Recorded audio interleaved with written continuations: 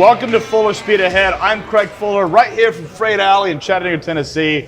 We're actually hosting friends from Lean Staffing and Lean Tech Solutions here in Chattanooga.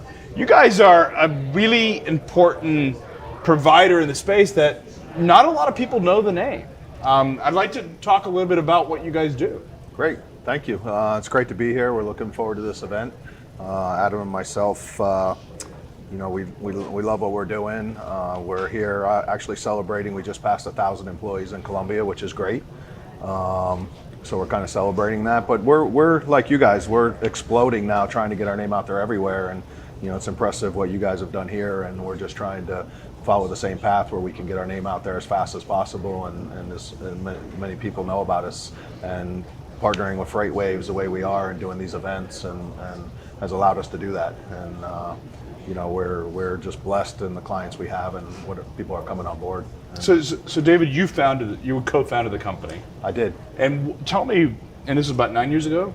Yeah, it was 2012 essentially. Between 10 and 12, it was a thought process, and then launched in 2012. Essentially as starting as a business and taking legs. We ran it for about 2.5 years, just figuring things out, and more of a experiment and doing it. And then in about 2014, we started getting a lot of, "What are you doing down there? Why are you going to Colombia?" with people that knew us and just knew us, friends in the industry, and wanting to go to Colombia because Colombia is a great place to visit. And what are you going there for? Take us. Then we explain to what we're doing. They're like, "Oh, that's interesting. That could help me." And when simultaneously what's happened in the U.S. with the unemployment and the way it's harder and harder to hire those people to come in at entry level. Traditionally in transportation, you come in entry level and you grow, and now companies are scaling, trying to hire 20 or 30 people at a time in entry level positions, and they're not staying. They're having crazy turnover. So it kind of put us in a perfect spot to come in and excel to where we're at today by offering pretty much immediate talent, readily available to work, and with minimal turnover. Our retention rate is 97%. Wow. Is it all? You're doing nearshoring, is that the term that you guys use for it? Or? It is, correct. What we do is we like to consider ourselves, we partner with transportation logistics companies to help them open their satellite office in Colombia. So like typical outsourcing, you put it in the hands of the people running the outsourcing center to manage it and do it. What we do is we have everything in place. We have the office space, the phones, the desks, computers, the people, and what we do is we essentially immediately turnkey your office near shore. Our customers come down, they put their logo on the wall, their employees wear their logos on the shirt, it's their culture. We might have a client from Pittsburgh and they have the Pittsburgh Steelers colors, we have a client from Cleveland's got the Browns, and so it's really, and when people come down there to visit the offices down there, they actually put on there, "I'm at my office in Colombia." Yeah. So it's what's essentially doing is we've taken an area of the world that you can get really talented, educated people that are hungry to work and don't have a lot of options. And we've told companies here in the US, hey, if you're struggling with turnover and hiring and filling these lower level positions, open an office in Colombia, because there's plenty of resources there that can fill that void that you have now and where we're at in the marketplace when it comes to hiring people. There's so many more transportation companies now than there have been in the past. Even right here in Chattanooga, they're competing like crazy for employees. Yeah. It's a very competitive market. But are you focused only on transportation logistics, or do you guys do other sectors? So we have a couple small sectors that just came by accident. Some factoring work. We do some work with some factoring companies. We have some security. We have one security company we work with, but primarily on the lean staffing side, we're working with 95% transportation logistics because it's just so much opportunity. I mean, right now I think we're working with 5 of the top 100 logistics companies in the U.S. So that's 95 more customers out there that we can. We got a long ways. We got a long way to go. Lot. So why focus on anything else when we have that opportunity? Is it asset and non-asset? We got both. I mean, we got asset clients doing their safety and their logbook auditing down there.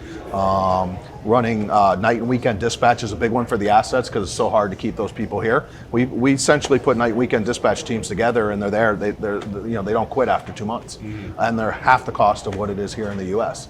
So again, it's jobs that U.S. companies are struggling to keep and fill, and it's a thorn in their side. And we're coming up with that solution and saying, here, this is what we do. Yeah. So fixes the problem. As I think about nearshoring or moving things offshore, there's always language barriers and cultural barriers that take place. How do you guys address that and get companies comfortable with the fact that you're not dealing with U.S. citizens that are actually answering the phone and talking to their clients? I mean, that's a great question. That's like what a lot of the questions we get when we're talking to people about doing business with us. As far as the culture, we engage our clients to go to Colombia, train there, and instill their culture. Because everybody pretty much does the same thing, but they do it in a different way.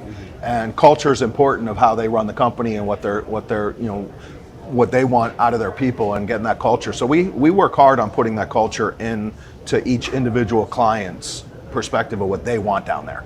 So we leave that up to the client to develop the culture. We have cultural training that'll teach them, here's how they do things in the US. We put them through a training process, and 1 full week is spent on English and US business culture as part of the training process. And that's regardless, so they go to your general training before Correct. They go in and work at the individual freight broker or trucking company that they're associated with. Correct. We put them through 30 days of training where they already understand what a pallet is, what a lumper is, what LTL is, just the basic stuff. The Southern dialect is different than the Boston dialect. Correct. In addition, what we do too is we work on over 30 different systems. So if we know we have a need, we get a scaling needs for our clients. We're like, hey, what are you looking at in the next 90 days?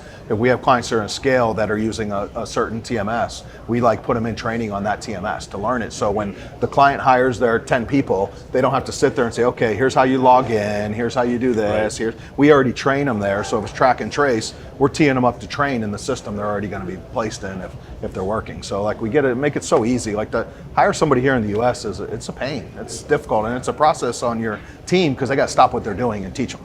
Yeah. So we kind of try to take a little bit of that pain out and make it easy. Especially with, there's so many freight brokers growing so fast. Third-party logistics companies particularly are growing much faster than the broader sector because people like the fact that there's that flexibility. It's a job that still requires humans and human intelligence as part of the core staff. I'm curious, where do you find the biggest opportunities for savings? Is it in matching the trucks and essentially buying the capacity? Is it track and trace? Where do companies that are using lean actually enjoy the most savings? So I always tell our people, and especially our young sales guys out there, the words we like to use, we have the most significant EBITDA improvement that exists in transportation. You literally can cut your cost, which is the biggest cost on your P&L of his employees. Human. So we're 30 to 35% realistically off of employee costs. So essentially every 10 employees is $200,000 a year in savings. Wow. It's a big impact, especially if you're trying to hire 25 people and you bring 25 in a class and then 10 stay. Then and they don't have HR issues and other things that they have to contend with. The HR risk in the U.S. right now is crazy. Yeah, it's tremendous. Just the HR risk alone is a reason to look at it. The savings is a reason to seriously take it in consideration. And then it's an asset because those people you hire today in Colombia, in your office in Colombia, a year from now, they're better. They understand. They know how to do things. So next year, they're doing customer service. The year after that, they're doing full-fledged brokering and covering loads, and they're supporting the team here so you can grow here. Your revenue-producing focus is here. Create the revenue producing here, get the customers, get the clients here, do the backup stuff down there to where you're not having the turn. It's booking loads is stressful. It's stressful. For sure. When you're fighting and trying to cover trucks, it's you don't go home at night loving what you just did all day. You love the success of it because wow, I had 50 loads covered, I covered them all, I made margin, I made money, so I'm happy. But there's days where capacity is tight, is crazy tight, and you can't get a truck for what you need to get it for, and you go home beat up. Yeah, especially around hurricanes and other things that tend to happen. It's insanity. So down there, you're supplementing that and creating a security blanket so you have talent in the future. And it's redundancy. And you have the resiliency, and you guys have proven the model in the logistics space, which I think is really important. Yeah. I'm curious, what is the most difficult language dialect in the U.S. for Colombians to deal with? Just in terms of geographical dialect, are there challenges? We don't. A lot of the stuff is done email now. There's so much email. There's so much stuff done through chat sessions. Satcom. Are you connecting to the ELD devices? We haven't done anything with ELD connection yet. We're doing. We do have some asset-based clients that are actually doing full dispatch down there, and they've taught the people down there to calculate time you're going to be able to do a load if you can actually do it. Got it. So understanding what the hours of service are and can you deliver this load in 3 days or not. So they can pick up anything. And what's crazy is clients go down there and they're like, wow, these are real people. I'm like, It's humans, yeah. They're humans. I had a friend that had an offshoring place. He was offshoring to the Philippines, and he said that the Boston accent, I thought it was a southern accent. I thought you were going to say Boston. That Boston was the most difficult for them to understand. It was the southern accent that wasn't hard because it's very slow. So Adam, you're an investor in this business. How did you get involved, and what has been your experience in terms of helping the business scale? Dave brought me in, was it 3 years ago? 3 years ago. 3 years ago. He's been telling me about the business probably for about 5 years, and so I kind of watched it grow from almost nothing, to something, and then it was pretty exciting. And then he said there's an opportunity. I'm more on the finance side, and so now that we're starting to get bigger and bigger, my role will probably become more and more important. And this is definitely the most exciting thing I'm doing right now. I'm probably invested in 7 or 8 different companies in totally different industries, but to see 250% growth, year on year, and it looks, as transportation kind of takes a dip, it almost seems like we're doing better.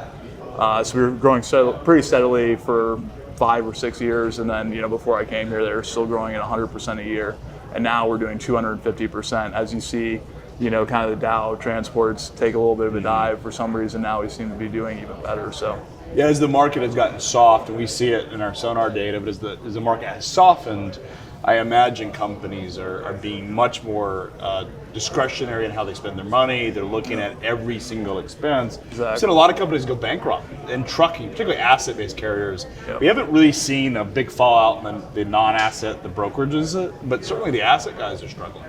And we had one issue where we had a client that went bankrupt and got stuck with a bill. Was that in Ohio? Started with an F and ended with an N, but I won't say the name. We know it well. Rhymed we with actually Alkin. covered that story. We were the ones that broke it.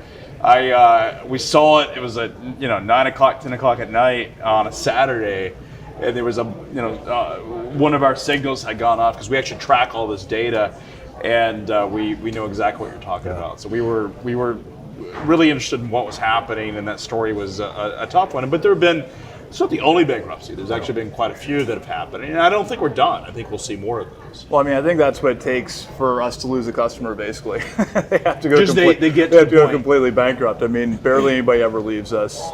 Like you said, our employee retention is excellent, and when you go down there, our employees are super happy. Everybody's always smiling.